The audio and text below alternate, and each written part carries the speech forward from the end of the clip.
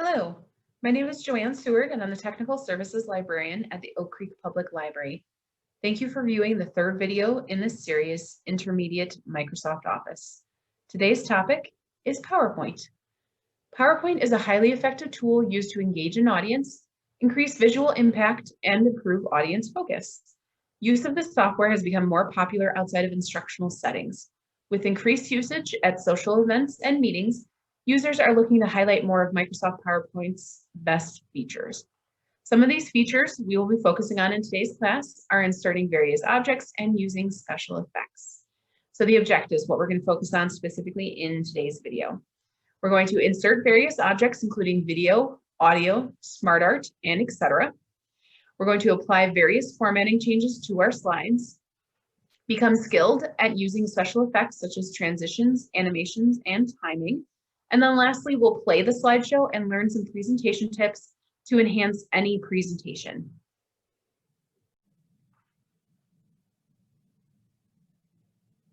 Let's start with a quick review of the parts of the window. So the ribbon, remember the ribbon is across the entire top of the window, and that is where we have all of our functions that we can use. Inside of the ribbon, there are tabs. So the very first tab is File, then we have Home, Insert Design, all the way over to View. Inside of the tabs, there are groups. So these groups kind of group all of the similar options together. So we have in Home, the very first group is Clipboard. You can see it at the bottom of the ribbon right here is the name of the group. And in there's Cut, Copy, Paste, and Format Painter. The next group is Slides. The next group is Font, Paragraph, Drawing, and then the last group is Editing. On the left-hand side, we have the slide preview pane. This is showing us where all the miniatures of our slides are. And this is how you can quickly and easily navigate to a slide. So if I need to go to slides 4, I can just click on slide number 4. I can scroll down, I can scroll up, and so on. And then at the very bottom, we have the status bar, is that gray bar going all the way across the bottom of the screen. So that lets us know how many slides we have total. So right now we're on slide 1 and there are 18 slides total. And then over to the right, that allows us to zoom in and out. So if I click on the plus sign, it zooms in so I can see things a little bit close up. If I click on the minus sign, it zooms out. And just remember that the zoom is only how you're viewing it on the screen at that moment. It's not how it's actually going to print. It doesn't affect printing at all. Okay, so as you can see, this is a Motor Harley Davidson company's slideshow presentation that I've put together. So this is what we're going to be working with in today's video. The first thing that we're going to do is create a hyperlink. So I'm going to go down to the slide that I want the hyperlink to be on. In this case, it's slide 18, the very last slide right here. So a hyperlink, or a link for short, allows you to click on something, either text or a picture or whatever, and it allows you to get to a certain web page or website. So in this case, I want this picture right here of the motorcycle to actually be our hyperlink. So I'm going to click on the picture, and then I'm going to go to the Insert tab, and in the Links group right here, I'm going to click on Hyperlink. So in the address box is where I want to type in the website that I want it to go to. So in this case, I want it to go to the Harley Davidson website, and even remembers in this case that I put it in there. All right, so just as an FYI, you need to be careful though, if you miss a punctuation, like if I miss this dash, if you miss a letter, if you miss a number, whatever it may be, then the link may not work correctly. So you want to be careful and make sure that you spell it 100% correctly in here. So I'm going to click on OK, and it looks like nothing whatsoever has changed. That's why you need to actually view your slide to make sure that it worked correctly. So in order to do that, I'm going to go to the slideshow tab, and I want to choose from current slide. I don't want to do from beginning because that would take me all the way to slide 1 and we're on 18. So I don't have to go through every single slide in order to get to slide 18. So I'm going to choose from current slide. There it is. And you can see if I have my mouse over here on the left-hand side, it's just that white arrow. If I have it on the text, it's just the white arrow. As soon as I move it on the picture, notice it changes into that pointy finger hand.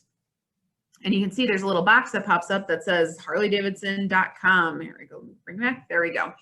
So that is a visual cue to let you know that that is a hyperlink. If I click on there, It should bring open the website itself.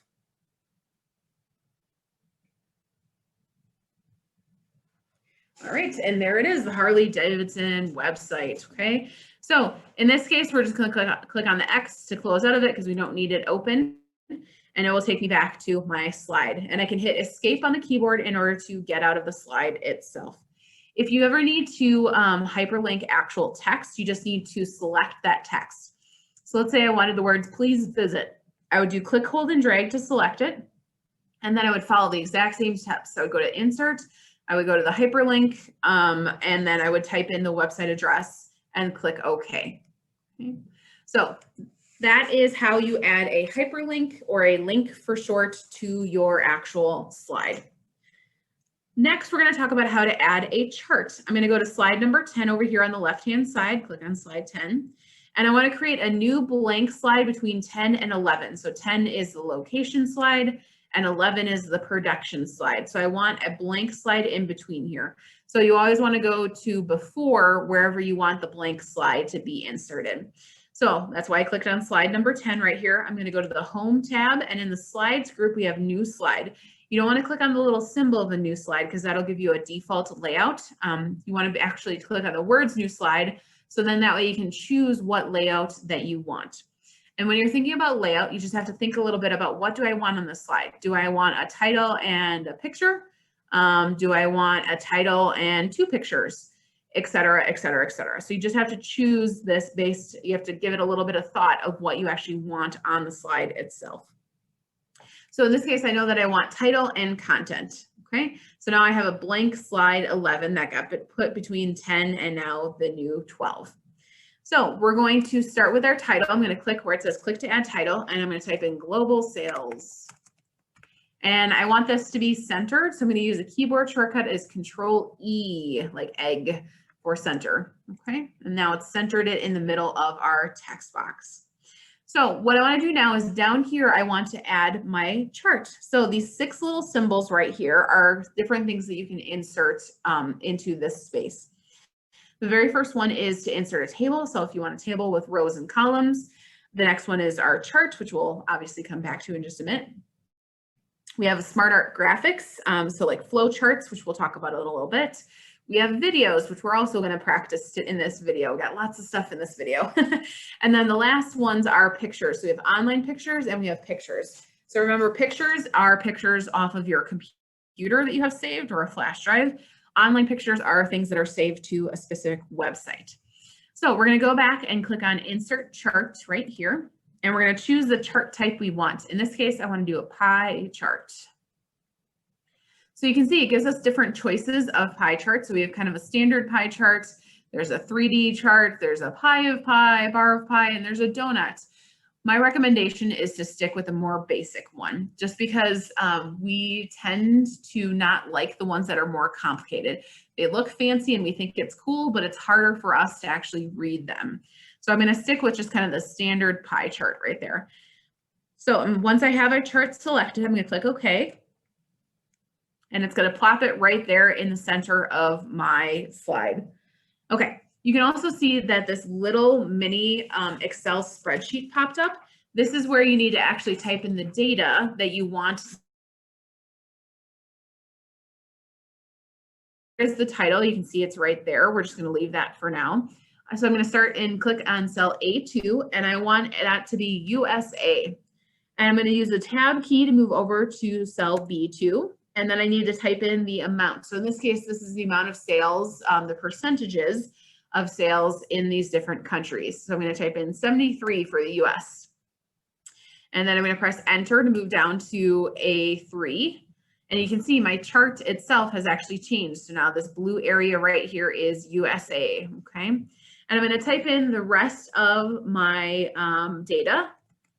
And using tab, you can use the arrow key, you can use enter, whatever you need to do in order to enter in all of your data.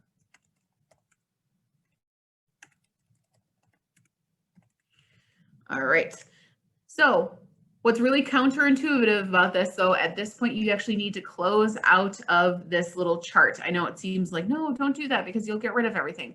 but you're not. It's basically just hiding it is the best way to explain it. So I'm going to click on this little X on the charts window, and you can see now we just see our chart. If you need to edit that again, like you realize that you actually made a mistake, then in the data group right here of the design contextual tab, you want to click on edit data, and that will bring up our little mini spreadsheet again so we can actually edit our data. Okay. All right, so that's adding all of the data into our actual chart. Now what we're going to do is format our chart to make it a little bit more personalized, to make it a little bit more, you know, flashy, whatever way you want to describe it. So the first thing that I'm going to do is kind of get rid of a couple of things. So the first thing is this chart title right here. I don't think I need sales if I have the word global sales on the actual chart slide itself. So I can click on the plus sign right here to the top right and click on the little check mark next to chart title, and that will get rid of it. See, now it is gone. Okay. The next thing in this chart elements menu is data labels. I'm going to click on the down arrow to the right of the data labels, or click on the arrow. And we have choices. You can do the center, see how the numbers are put right in the center. We have the inside end, outside end, best fit, and then data callout. I personally like data callout. I think it looks cool, so I'm going to choose that one. So you can see it has these little boxes with the actual percentages that we entered. So we know right now that this yellow slice is Japan and it's 5%. So since I added data callout, I probably don't need the legend now letting me know that the blue is USA, because right there it says USA.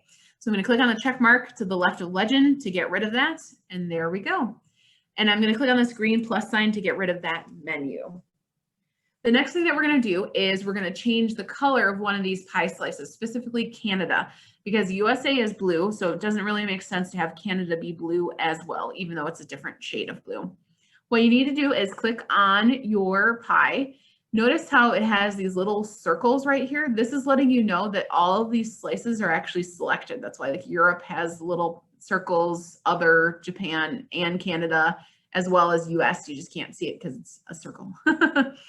So what you need to do is carefully, you need to click on just the Canada slice because that's the only one we want to change. And notice now you don't see those little circles around Europe, other, or Japan on those edges.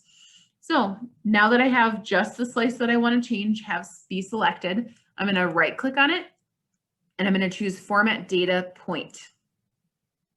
And it brings up this pane on the right hand side. I'm going to click on this Fill and Line bucket right here and then click on Fill. And I'm going to choose a different color using this little bucket symbol. So I'm going to click on the little bucket and let's make it purple. There we go. So now the Canada slice is purple. Excuse me. So you can change plenty of other things in here. Like if you wanted it to be more of a gradient, if you wanted to give it the border a color, you know, there's plenty of different things that you can change in here. Right now, we're not going to worry about it. So we're going to click on the X to close out of the format data point, and there is our completed chart. The next thing that we're going to talk about is how to insert a video. So I'm going to go to the slide that I want the video on. In this case, I'm going to go to slide 14. So we have a Harley-Davidson video slide already kind of pre-set up. So in here, these little symbols, I want to click on the insert video symbol. And you have choices. You can do from a file, you can do YouTube, or from a video embed code. So from a file is something that you already have saved to your computer. YouTube is actually obviously videos that are just on YouTube. And the video embed code is if it's from a website that's not YouTube, basically, is the way to think of it. So in this case, I have a video already saved to my computer. So I'm going to choose Browse. I'm going to go to my flash drive is where it's saved, and here is Harley-Davidson video. So just click on it and click on insert, and there you go. It looks like a picture right now, but if I click on the little play symbol, it will play. Okay? And you can see it has all of the standard video controls down here, play. It has the back and forward. It has the time so you know how far you're through it, and the volume. All right. The only thing that I want to point out, you got to be careful with inserting video because you have the embedded videos versus linked videos.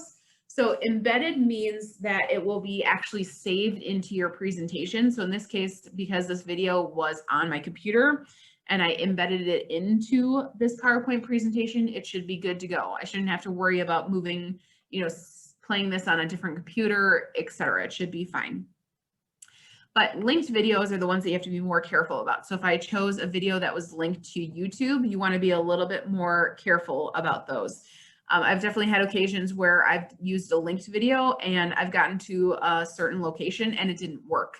So you always want to practice, if possible, your presentation at the actual place that you are going to be presenting it at, because it's nothing more embarrassing than when you go to play a video and then it doesn't work. So been there, done that. All right, the next thing we're going to do is add an audio file. I'm going to go to slide number 8. This is where I want the audio file to be, this Hog Harley Owners group. And we're going to go to the Insert tab, and you can see in the Media group right here, we have video and we have audio. I'm going to click on Audio. So we have audio on my PC or record audio. So record audio is if I am actually recording it on my computer at this exact moment. So just keep in mind, in order to do that, you need to have a microphone. If you don't have a microphone, you're not going to be able to record it. So I'm going to, in this case, once again, I have it saved to my flash drive. So I'm going to click on audio on my PC. And then here we go. We're at motorcycle sounds is what the file name is. So I'm going to click on insert. Okay, and you can see it inserts this little symbol of a speaker with the same kind of play options that we saw for the video. So the only thing about this is if I went and played my slideshow right now, you would be able to see all of these little symbols and it would be covering up the text a little bit, which is not what you want. I can click, hold, and drag and I can move this symbol wherever I want on here, but sometimes that's not going to work because it's still going to be covering up some portion of your slide. So on your picture or on your text, etc. There is a way to hide this symbol. What you have to do is go to the contextual tab, the audio tools playback tab, and in the audio options group right here, you want to do hide during show.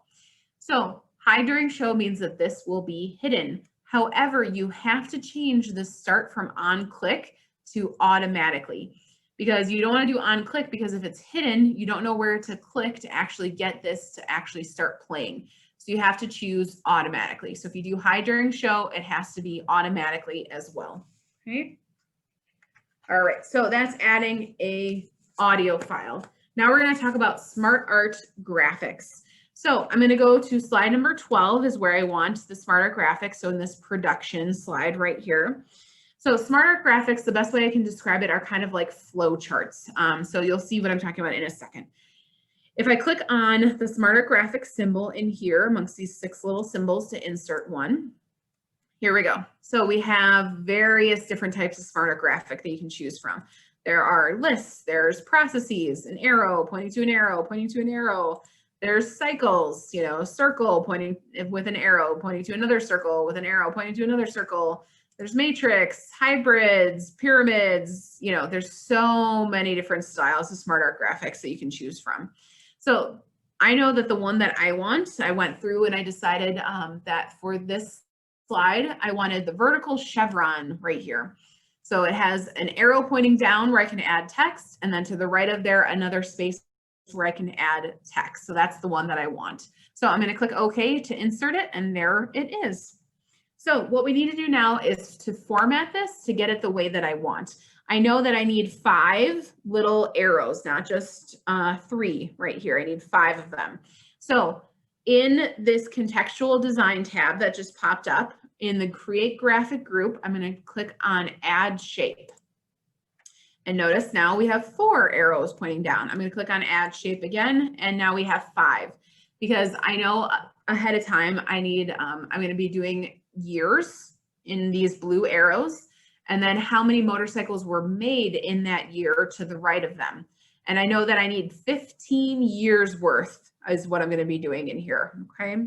So now what I want to do is I'm going to format it a little bit more. Specifically, I want to change the size of this because it's too wide. It's taking up too much space. I want to have 2 additional copies of the same exact thing right in the middle and to the right of this. So I need to make this smaller. You can, of course, use click, hold, and drag, and you can, drag it in and make it smaller and so on and so forth. I'm going to use the format tab because I want it to be a specific size. So I want to make sure that it's completely selected. So I have my little circles going all the way around the edge. So I know this entire thing is selected.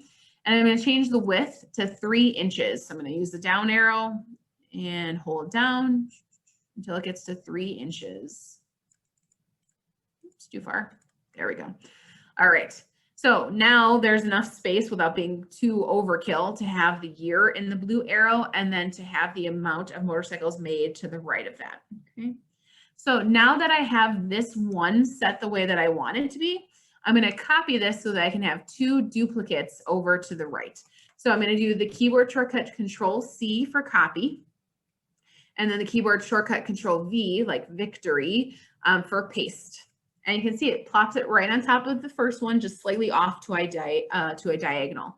So I can use click, hold, and drag, and I can move this wherever I want. I'm actually going to use the arrow keys on the keyboard. So I'm using the right arrow key. And if I push it and hold down, it'll actually move it over. And I'm going to use the up arrow key a little bit, make it stand out. Okay. So now I need another one. I don't need to do Control C again because it still remembers that it's in the clipboard. All I have to do is Control V to paste it. And once again, it goes right on top of that first one. So I'm going to use the arrow keys and move it over to where I need it to be, all the way over to the right over here. And move it up a bit to line up. There we go. Okay. All right. So now that I have them formatted the way that I want, then now is the time to add in the text. So I'm going to click on this very first Smart Art graphic. Oops, I moved it a little bit. There we go. And what I want to do is go to the Design Contextual tab, and I want to get this text pane open. So if I click on text pane in this Create Graphic Group, notice this little pane popped up. So this is where I can actually type in the text. I can type it in the actual box itself, but I personally, I don't know if it's just I'm linear in thought, and so this text pane makes more sense to me. So do it whatever way you want. If it's easier for you to type in the actual text box or itself, go ahead. Or if you want to do it in the text pane, that's what I personally prefer. So I'm going to start with the very first bullet right here, and I'm going to type in the very first year was 1903 was when they started. So I'm going to use the down arrow to get to the next bullet. And you can see it's indented in, so that's why that one is over here in this side text box. And they made 3 motorcycles that year. Okay. I'm going to move down again, use the down arrow. And the bullet is actually indented so that it's still in this text box, which is not what I want. I need to put the year is the next thing. So one way that I can make this bullet move over is in the Create Graphic Group. I can click on Promote.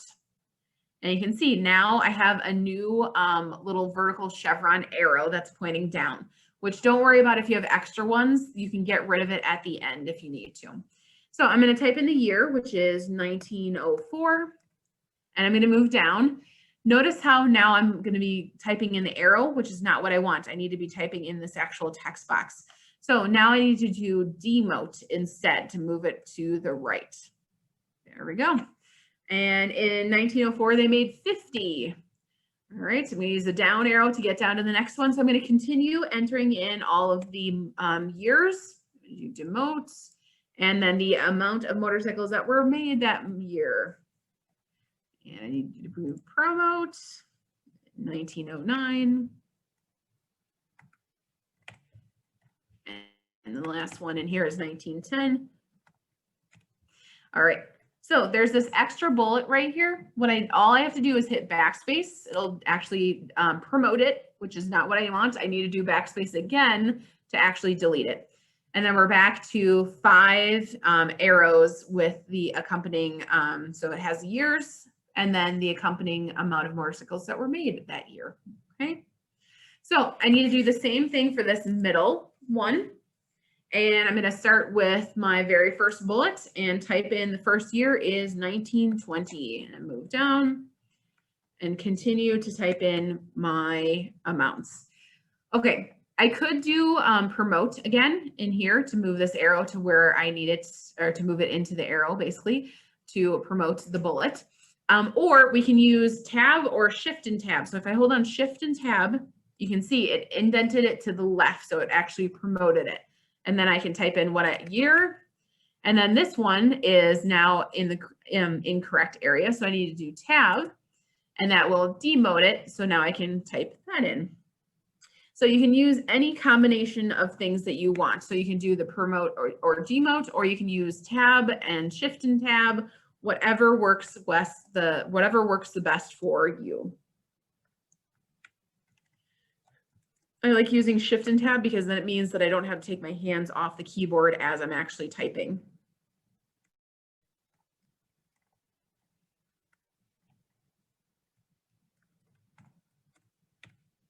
And get rid of that extra one. All right, and then let's do the very last one right here, starting with 1970.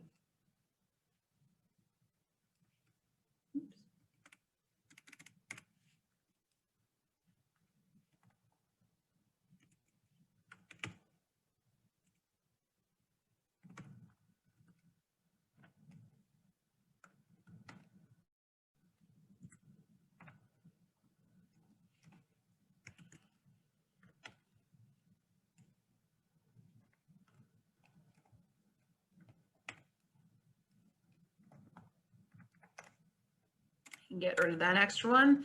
And then if I click off to the side, there is our finished Smart Art graphics. So you can make these, manipulate them in any way that you want. You can change the individual size of certain text boxes. So if you want only some text boxes to be smaller or larger, if you want some arrows to be smaller or larger. So you can change all of these things to whatever way that you want. You can change the colors in here in the design contextual tab. So there's lots of different things that you can do to manipulate the actual Smart Art graphic to be the way that you want it to be. But in this case, we're just going to leave it how it is. Okay, so the next thing we're going to do is add a design. So a background color basically to all of our slides. So I'm going to go to slide number 1 right here. And I'm going to go to the design tab. So in the intro to PowerPoint video, if you saw that one, we talked about themes. So themes are these kind of pre-created, fancier looking designs that Microsoft Office has already made. But what we want to do is create something that's a little bit more kind of personalized. So what we want to do is go to this customize group and choose format background. So right now it's set to a solid fill, and that's white, aka all of this background stuff is just white, which is just boring. So what we're going to do instead is the gradient fill. It kind of looks a little bit cooler. So you can see it kind of just sets this default color. So it starts with white and then it goes to kind of blue. So we're going to change that in just a moment. So over here, there's tons of different options that you can change, like the direction and the angle and all of this kind of crazy stuff. The gradient stops lets you know where your color is going to kind of change. For me, I don't think it seems a little excessive to have 4 different places where your color is going to be changing. So we're going to get rid of 2 of these stops, as they call them. So I'm going to click on this very last one that kind of looks like a picket fence spoke. And then I'm going to click on the red X to remove it. And then this third one is selected. I'm going to click on this red X to remove it. So basically it starts out at a color and then gradually changes to a different color until it gets to that color and then it stays that color. That's kind of the general idea. Okay. So, but now we need to actually change the color that it is. So I want to click on the little color bucket symbol right here.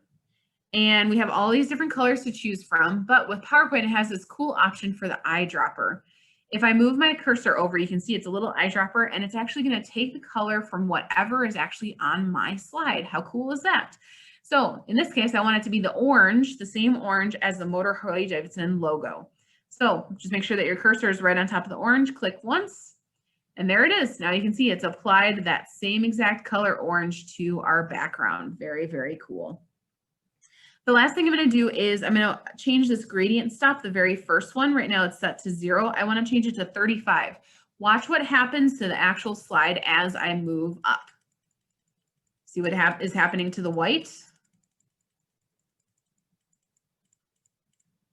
A little too far. There we go. So it's changing. So this is all white right here, and then it gets to that 35%, and now it starts to change into the color that we want. And then once it gets to this 74%, then it's that solid color, okay? So you can see there's a lot of attention that you can do to detail with this function for the formatting the background. The last thing we're going to do is apply it to all of our slides by clicking on apply to all. And now you can see now on the left-hand side, all of our miniatures and all of our slides have changed to that same background. You can do different backgrounds on each one if you so choose, but typically you don't want to go that crazy with it. You want it to look like it's all part of one presentation. So I'm going to click on the X to close out of here. And the next thing we're going to talk about is font themes. So the font theme is applying a font to every single one of your slides. So if you have put in all of your data in your slides, all of your text, and you added pictures, and now you got into the point of like formatting, and now you decide, oh wait, I don't really like the default font, because the default font is typically Calibri. Let me just check. Yep, Calibri right there.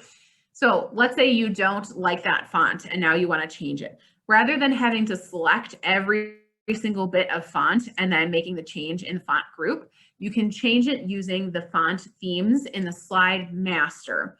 So I'm going to go to the view tab and go to the master views right here and click on slide master. So these are all the different kinds of layouts that you can have. So you can apply certain font themes, etc., to just certain layouts, etc., etc., etc. But what we want to do is apply it to all of our slides. So we're going to click on this number 1 right here, which is the master title style slide. So this will apply any changes that you make to every single slide that you have. So we're going to go to the background group and click on fonts, and we're going to change whatever font we want.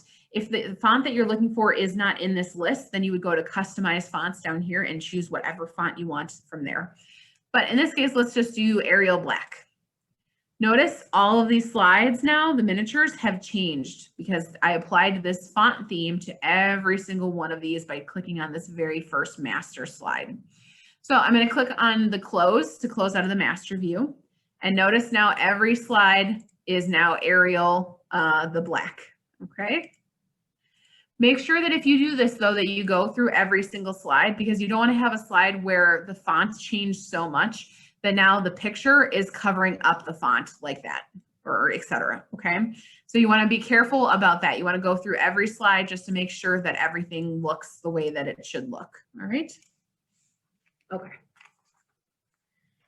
The next thing we're going to do is kind of cool. It's going to be customizing the bullets. So I'm going to go to slide 13 right here, and here are our bullets. So right now our bullets are these plain black boring dots. Boring. So we're going to customize them so they are very way more fancy. So I'm going to do Control A to select all of our bullets right there. And then we're in the home tab. In the paragraph group, there is bullets. If I click on the down arrow, we have different choices of bullets right here. So we have the check marks, we have an arrow, we have all these kind of cool things. However, we're going to go even cooler than that. We're going to click on bullets and numbering. And in here, just I want to point out real quick that you can change the size of the bullet in comparison to the text. And you can also change the color of the bullets. So if you didn't want them black, you wanted them orange, and then the text would be black, whatever you want to do. But we're going to do picture. We're going to actually make our bullets into pictures. So I'm going to search Bing, and I'm going to type in a Harley Davidson motorcycle is what I'm looking for. All right, and let's say I like this very first one right here. So I'm going to click on it, and I'm going to do insert. All right, and look at that. Our little bullets now are no longer circles. They are little motorcycles. If I click on the plus sign, there it is. How awesome is that, right? I just think that is so cool of a thing that you can do. All right. So just remember, if you need to change the size of these, if you want them to be a little bit bigger in comparison to the text, then you need to go back into this bullets and numbering and change the size, the percentage here, okay? And then that'll make that bigger. If you just change the size in the font group, that'll affect the size of the font as well as the size of the actual bullets, in this case, the picture, which is, we don't want to go too far, okay? Alrighty. I just love changing the bullets to the pictures. Just so you know, you can't do this in Microsoft Word. You can only do it in PowerPoint, and I believe you can do it in Publisher as well.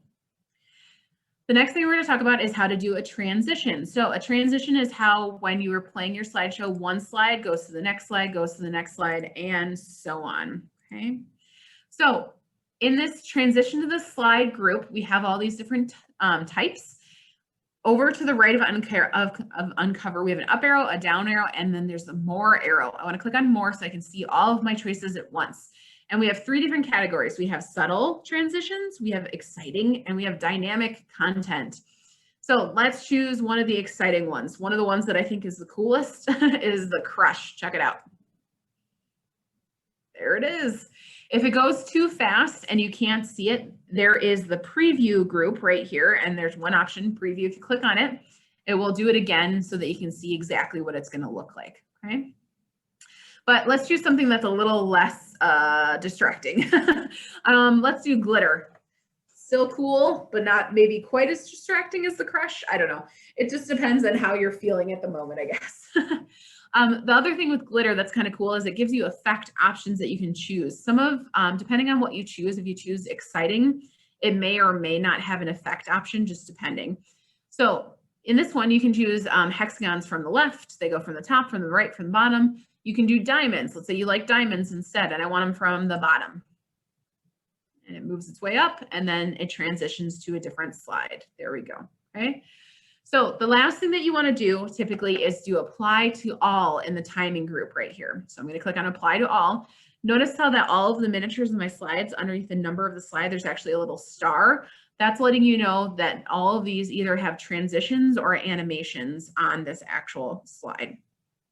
You could do a different transition on every single slide. You would just click on the slide and then choose a transition. Click on the next slide, choose a transition. Click on the next slide, choose a transition. But after a while, it gets a little distracting. You don't want to do too much, basically, is what we're talking about. Another thing that you don't want to do too much of, and you have to use a little bit of caution, is animations. So we're going to go to slide number 8. Let's start with animating this picture of the hog, the Harley Owners Group logo. So I need to click on the picture in order to animate it. So animate it is just like what it sounds like. We're going to make the picture actually move when we get to that slide.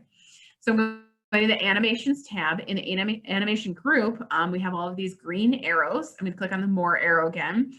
So there's an entrance effect, there's an emphasis effect, and there's an exit. You could have all 3 for one single object, which once again would be probably overkill. So I'm going to choose, typically I do an entrance effect just to make it a little bit more simple. Let's do swivel. There we go. Okay. If it's too quick, you can always click on preview once again, and it'll do it real quick for you. That was actually the audio right there. Okay. So I also want to point out there's a number 1 right here. That lets you know that this is the first thing that's going to be animated on this actual slide, right? So now I'm going to go to slide number 12 right here, and I want to add animations to every single one of these Smart Art graphics, and I'm also going to do timing with this as well. So I'm going to click on the first one. I'm going to click on this X to get out of the text pane, and I want to animate this so that it flies in. I'm going to choose fly in. And I'm going to change the effect options in here, and I want it to fly in from the left instead. There we go. Okay. And once again, you can click on preview, and it'll give you a preview of what that's going to look like. So now I want to do the second one. I'm going to click on the second one. I'm going to choose an effect, an animation option. I'm going to do fly in again. From bottom makes sense for me, so let's leave it at that. But what I want to do now is do a timing. So the timing is I want it to go right after this very first one without me having to click at all. So right now the timing is set to on click. That's always the default, but I want to change it to after previous. So I want it to go right after this one. So now the delay, I want it to delay by 1 second. There we go. So if I click on preview, here's the first one and second one.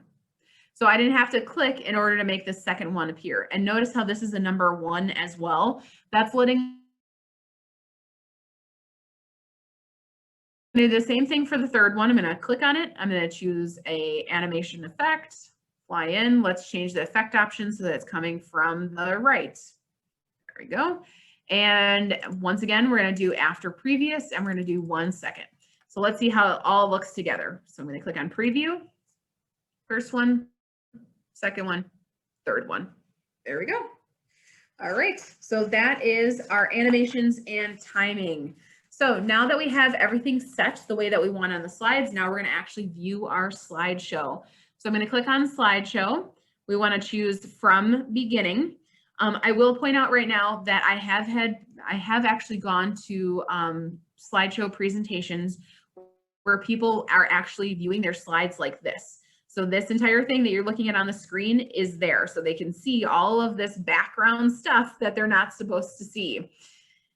You don't want to do your presentation like that. You want to do it like this so that people can actually only see your slides and that's it, okay? You don't want people to see all of this stuff on the side, because personally, if I'm looking at somebody doing a presentation like this, I'm like, oh, they're on slide number 5 and there's 19 slides. Okay. And now they're on slide number 6 and there's 19 slides, etc. Okay. So you don't want to look behind the curtain. So the idea is, before the very first person who is attends your actual presentation, before they actually step in the room, make sure that your slideshow presentation is already set to this right here. So that's all that they should ever see. All right, so with that being said, my little soapbox moment, we're going to navigate through our slides.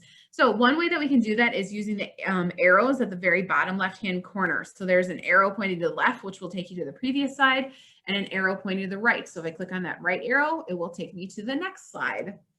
You can click anywhere on the slide, will take you to the next slide. You can use the space bar, will take you to the next slide. Oops, come on. You can press the enter key. You can use the arrow keys on the keyboard. So there's all these different ways that you can navigate through your slides. Let's get to a fun slide.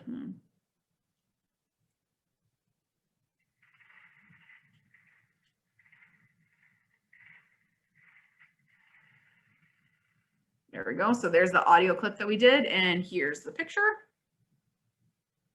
Okay, moving on. There's our chart and the production. So here we go.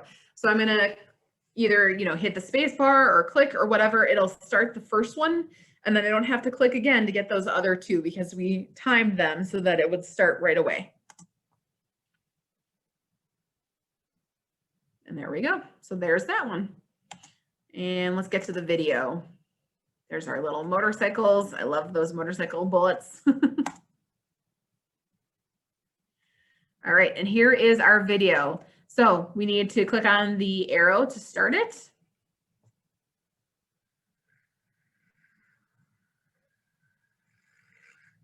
All right, so there's the video. I'm not going to play the whole thing, but you get the idea.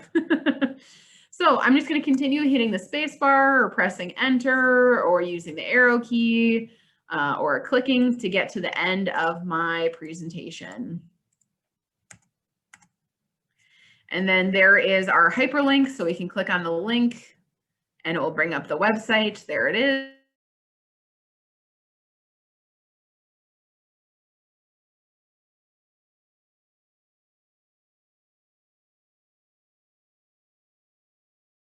Taking a second to load, but there it is. All right, and then we can just click again and it will get out of it to our editing window. Okay, so that's how you play your slideshow. Let's talk about a couple presentation tools. So I'm going to go back to the from beginning. Okay, so if I go down to this bottom left-hand corner, the fourth little symbol is 4 little squares together. If I click on it, it shows me miniatures of all of my slides. What's nice about this is if you ever need to jump really quickly from one slide to a future slide or to a previous slide, rather than having to use like the space bar 6 times to jump 6 slides or etc., you can go down there and choose the little squares, which will show you miniatures, so you can quickly jump to a different slide. So let's say I want to go to the global sales, and there it is. So rather than having to, this is the 11th slide. Oops, didn't mean to do that. Go back. Rather than having to click on, or hit the space bar 11 times in order to get to the 11th slide, that's when this little menu option is very, very useful. Okay. All right, and then the last piece that we're going to talk about for presentation tools are the annotations. Down here at the bottom, the third little symbol is actually a little pen symbol. If I click on that, we have a laser pointer, there's a pen, and there's a highlighter. The idea is this is, especially when you're doing something virtually and you can't kind of, point to something and really like emphasize it, these tools, these annotations are super helpful. So I'm going to choose the pen. Notice I have this little red dot right here. If you don't want it to be red, if you want it to be some other color, you can click on the pointer again and choose a different color. Like let's say I wanted it to be dark blue instead. If I click on there and notice my little dot now is dark blue. So now all I have to do is click, hold, and drag in order to draw something. So let's say I want to point out USA right here. So I'm going to click, hold, and drag, let go, and let's make 4 billion. And imagine I'm using my mouse and click, hold, and drag, so that's why it doesn't look exactly perfect. So give me a little slack. There we go. All right. Boom. So I'm pointing out as we're speaking right now that this is 4 billion. That represents 4 billion or whatever it is. I don't know what it is actually. So it's a way to kind of emphasize and bring out additional points that might not have been there originally. You can also do a highlighter instead. If I click on highlighter, notice how my highlighter, my little cursor is now this yellow bar. Once again, you can change the color by clicking on here and choosing any color that you want. I'm going to leave it yellow in this case. Let's say that I wanted to highlight Canada. So I'm going to click, hold, and drag and highlight that Canada is only 4%. No, come on, Canada, buy more motorcycles, etc. Okay. To get rid of your cursor, to have it be kind of just a normal cursor instead of, the laser pointer, pen, all of that kind of stuff, you need to right click and choose pointer options and go to arrow options and choose automatic. And see now my cursor is back to an arrow. Okay. So I'm going to hit escape to get out of this. It's going to ask you, do you want to keep your ink annotations? For the most part, probably you're going to say discard because it's really, those annotations are really what you're emphasizing at the point of your actual presentation, aka if somebody is viewing this again later, it doesn't make a lot of sense to keep them. So I'm going to choose discard to go back to our editing window. All right, so the last thing I'm going to talk about are the presentation tips to kind of consider. So the first thing that you want to think about is aesthetics. Is it visually pleasing? Keep in mind, you may not want to use a font that's too kind of complicated looking, aka like sans serif versus anything else. Because you don't want to use something that has kind of a curly end to it. It makes it a little bit harder for people to read, especially if they're farther away from the presentation. So you want to be careful about that kind of stuff. You want to put dark red text or dark text, sorry, not just red, just dark text on a lighter background. And you probably want to align things text left or right. Typically, you don't want to do centered very much, only kind of in very rare circumstances, really, I guess. So slide content balance is another thing to keep in mind. You don't want to have too much text, like an entire paragraph worth of text on your slide. The idea is you want to just have the key points, and then you're the person who's doing all of the talking to fill in those key points. Same thing with pictures. You don't want to have too many pictures. If you have too many, it gets kind of overwhelming. So you probably don't want more than 3 or 4 pictures on a slide at any point. Proofread and spell check. I mean, that's pretty self-explanatory, right? It's always good, even though there is spell check in PowerPoint, just like in all the other Microsoft Office products. It always helps to have an actual human go over and read something. So you might want to ask a coworker or a friend, hey, can you look over this presentation before I actually present it? Practice makes perfect. I've done plenty of PowerPoint presentations where I have not practiced. Either I've put together the presentation and then just haven't taken the time to actually practice going through and speaking and, doing all of it myself. Or I've done presentations with other people where somebody else made the presentation and then we were supposed to joint be presenting it and it did not go well. So make sure that you always practice your presentation before you actually present it. And then while presenting, a couple things to keep in mind: only put pertinent information on your slides. You don't want to have, excess stuff that you don't need. Consider handouts. If you want people to actually really take notes about whatever you're talking about, then having actual handouts is a plus.